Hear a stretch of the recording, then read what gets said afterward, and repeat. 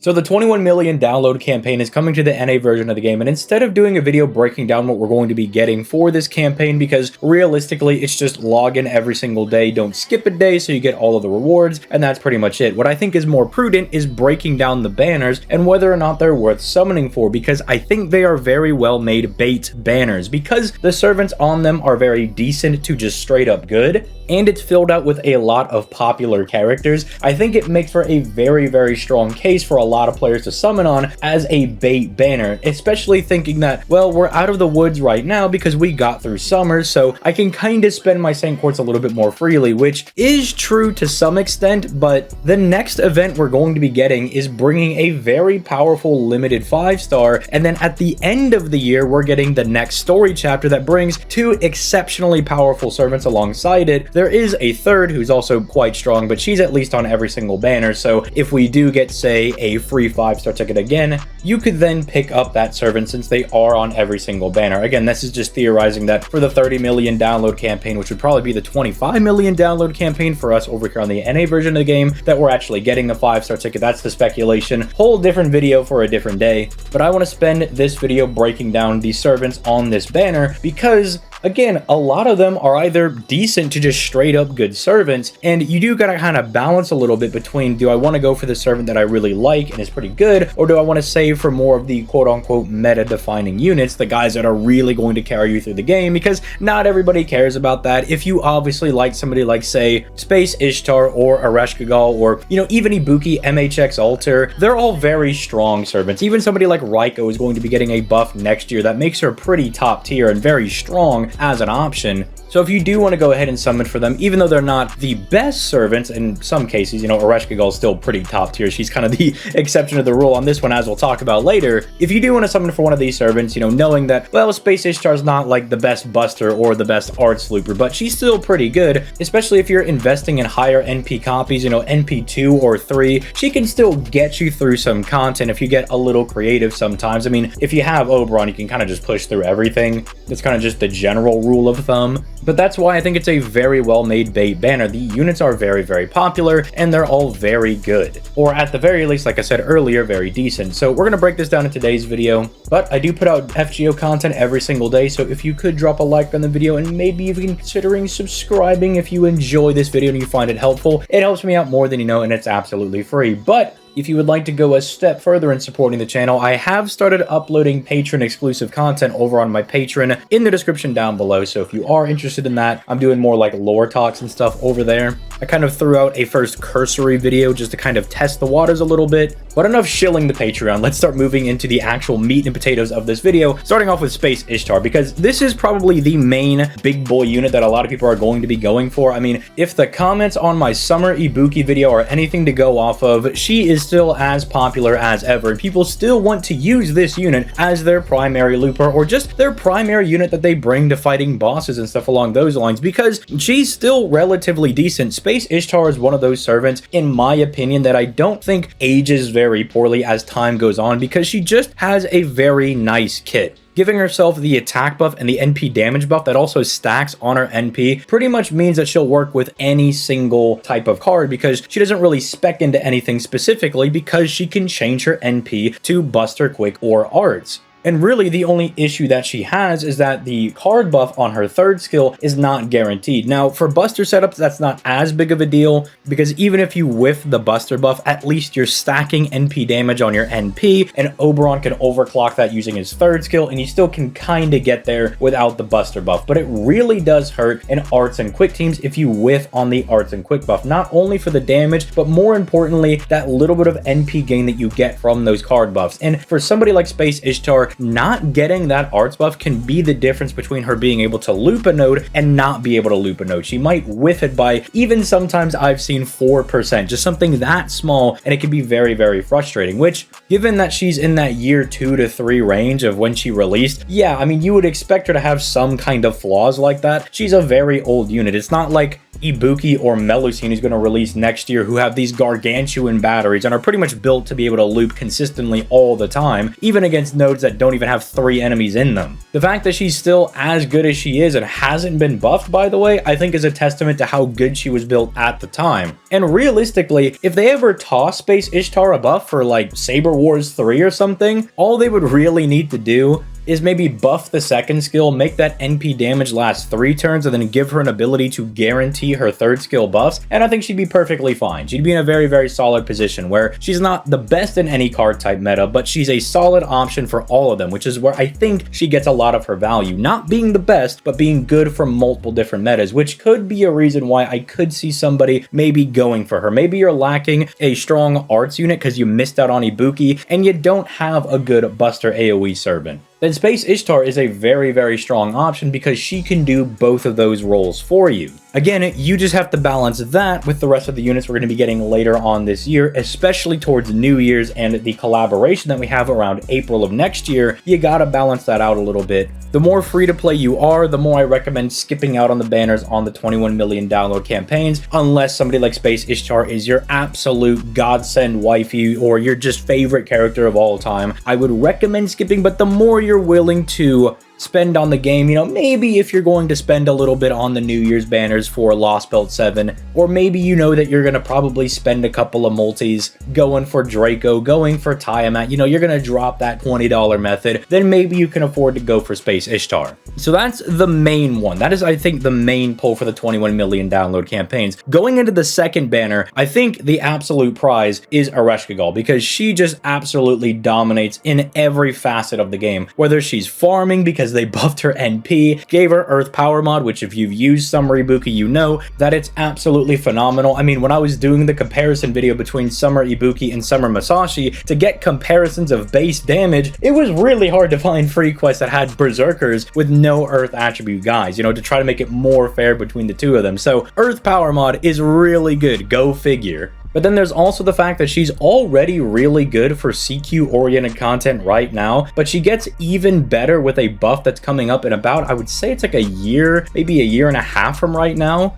that pretty much makes everything on her first skill guaranteed. So not only is she a godsend for a farmer, but she's also really good if you want to bring her into challenge quests. She could pretty much lock that down. So Aresol is one of those servants that if you did want to go summon for her, I could see it. In the same vein as Space Ishtar, I do think with some of the other units we have coming out this year, I could see maybe you slanting to go for Aresol. Obviously, if you want the best premium option, you'll wait for Lost Belt 7 and you summon for Kukulkan, because Kukulkan is just ridiculous. I mean, I don't think they could have tailor-made a servant to be more broken than her than if they really wanted to try. I mean, she's disgusting, she's filthy. But if you're only going for, say, collection purposes for Kukulkan, you're not planning on making her your main farmer, or you just would like to have Aresol in your Chaldea, at NP1, she's not going to be that godsend farmer, but really, what servant is going to be an absolute monster at farming at NP1 going into these 90++ quests? So if you want to throw a couple of multis, especially with us getting some free Saint Quartz back from the 2 campaigns that we have going on, and you want to try your hand at Aresol, I think that's fine. Raikou, I could also see maybe an argument for going for her as well, because she does get a buff that fixes her second skill, giving her a 30% battery, which allows her to participate in the Buster meta, you know, being able to farm with Oberon and Koyenskaya. But then her also having the Sky attribute power mod, I think specifically, is really neat, because that is something that you don't realize how much you want it until you don't have it, and you realize there's really not a whole lot of guys that have that Sky attribute power mod, so her having that is very useful. And the fact that she's a Berserker does mean she's going to be quite good going into most nodes. You might look at something like, say, the NP damage chart and say, oh, well, she doesn't really do all that much damage, huh? Like, she looks like she's a little bit low. You gotta remember, those don't take into account the Berserker class advantage. That is a 1.5 times boost because they're super effective against pretty much everything. And that's the main benefit of using Berserkers. That's why they're so good going into farming. You can use them anywhere. Once you lock them down, they'll pretty much never let you down. So I could see an argument for going for Raikou. You do kind of have to deal with her not being, I don't want to say the greatest until then, but, you know, having a one-turn Buster buff that's only 30% definitely feels like they were slanting Raikou some type of way when she first released. But you could still use her as a crit servant if you want to kind of hold out on her and have her for when she gets that buff. I think that's fine. Amakusa, I think, is one of those servants that tricks people you'll look at his kit and think he's really broken, but he is one of those servants that even though he's decent, on paper he looks far more broken than he is in practice. And most of that comes down to the fact that he's a ruler, doesn't do a whole lot of damage. If they realistically just chucked him like a power mod buff, maybe just like 50% against good and evil, something along those lines, that would definitely help him out a lot. But he is lacking one of those things, like some type of power mod or ramping damage that you would really like to have in the modern meta. I really like MHX Alter as a single target kind of just boss killing option, but unfortunately there are better servants that you would probably rather save for. Even though she's a berserker and can really rip and tear through bosses, she has no survivability, which is really bad, on top of Scotty and Ruler Scotty not providing that either. It can make her really squishy going into challenge quests, and sometimes you might have to reset scum a couple of times if you're newer. That just basically means, oh, my character died, I'm gonna reset the app and choose a different skill or something to try to reset the enemy attacks to try to not die. And I find that you kind of have to do that a bit with MHX Alter, because even though her output is really good, you have other options like, say, Tyra now, who have the stackable guts, the dodge, or even the new Count of Monte Cristo, who is absolutely dummy nutty broken, that are just going to be better single target quick options for you. But like I said at the beginning of the video, she's still rather good. She's still decent enough that if you do pull for her, you will get some pretty good mileage out of her. Absolutely decimating sabers, especially if they're good alignment. But again, she might feel a little bit dated. But I mean, what do you expect from a unit that's, I don't know if it's technically year 2 or year 3, because FGO started for 6 months, then had its first 2 full years, so I don't know if she counts as, I guess it's the 3rd Valentine's unit, right? Because it's Tamamo, Nero Bride, then MHX Alter. Let's just call her a year 3 unit. As a year 3 unit, right? She does feel a little bit dated, but again, she could still put in some pretty decent work, which again, I think is very impressive for how old she is. There's OG Ishtar, who is kinda not great anymore. She used to be really good when she initially came out in, I guess, year 1, technically. The first full year of the game, if we're gonna quantify it as that, but she was really strong for that, because somebody that can provide their own stars, provides their own crit damage, has mondo damage with their special 3rd skill, 50% battery, all that is really good, but they really haven't given Ishtar any new tools. I mean, she's literally sitting out there watching Gilgamesh get new toys every 2 years to keep him relevant, and Ishtar just kind of gets nothing. She's just been left to sit on the benches holding no new buffs. Maybe she'll get some for this anniversary on JP. I really hope she does, because for all the people that enjoy Ishtar, I don't want them to be, you know, left holding the bag, you know, looking at one of their favorite characters, just kind of being mediocre. But yeah, it's just really unfortunate. You can still use her and get some really good results with her, because she can still do some pretty decent damage. Let's not take that away from her, but there's definitely better options out there. I mean, it's hard to compete when Tesla's got 2 really strong power mods. Gilgamesh can pretty much have power mod against everybody in the game. Even Napoleon's got Divinity, which is pretty strong. And then you're just, again, left holding the bag with nothing. So unless Ishtar is your absolute godsend wifey, or you're a huge Rin simp, I would recommend not going for Ishtar. Ibuki's a bit weird, because if you do pull somebody like, say, Caster Wu, you might want to pull for Ibuki, because Caster Wu definitely makes Ibuki a lot better. She's not just a niche support that only gives people the undead trait. She is a solid support on her own, but for people that already have the undead power mod and already have that going for them, like Ibuki, somebody like Summer Wu can definitely elevate her to a bit of a higher level, especially because Summer Wu also supports Buster servants by giving them attack buff, Buster buff, NP, all that good stuff, and then supporting them with heals, stunning the enemy. It's all stuff that someone like Ibuki would really want, seeing as she has no survivability of her own, so at least having healing and stunning of the enemy party to buy extra turns would be really nice. But I really only recommend going for Ibuki if she's one of your more favorite servants, because again, getting free Artoria does cover your needs when it comes to farming. You know, we're getting that with the Fate Stay Night campaign. So unless you really do like Ibuki, I wouldn't recommend going for it, because we just do have free Saber Artoria. Now, if you're looking at this in the future, when the free Artoria is no longer an option for the Fate Stay Night campaign, then, you know, maybe you could weigh your options onto what you have in your account, and maybe you could go for Ibuki, because again, she's really good more so for CQ oriented content, not as good of a farmer, I would say, as somebody like Artoria, despite having the larger battery and the power mod usually never comes up. And because Artoria refunds on her NP, they technically kind of have the same battery, and then Artoria just does mondo damage against everybody. But if you go to CQs, Ibuki's really good, because neither of them have survivability, but Ibuki's piercing invincibility and everything, and and critting the enemy into oblivion, which are two things that Artoria really can't do as of right now unless they buffer on JP. And so it's more of a weigh your options type of thing on what your account looks like. But if you're kind of strapped for quartz and you really don't know if you should be summoning for Ibuki, I would hold off. So that is my general thoughts on all of the servants that are coming out for the 21 million download campaign. I would say the highest targets are probably somebody like Aresol or Space Ishtar, who I do think stands at the top of, if you gotta summon for one person, it is Space Ishtar, because at least no matter what the meta develops into, whether it's quick, arts, buster, extra attack, she does not care. She does it all. And even though she's never going to be the best, second, or third best in any one of those categories, she's always just going to be a valid option. Like, she's always going to linger in like that top 5 area at the very least. Because again, you can't really go wrong with stacking NP damage, having a 50% battery, and being an Avenger, so your class type multiplier is already really, really high. But with that said, let me know what you think in the comments down below. If you are going to be pulling, sound off in the comments. Let me know who you're going to be pulling for. You can tell me, you know what, ZTL, I don't care. I know what's best. I'm going to go summon for Amakusa. And you know what? When he first came out, I went deep into that banner as well. So I can understand, as a fellow Amakusa enjoyer, if you want to go for him, by all means.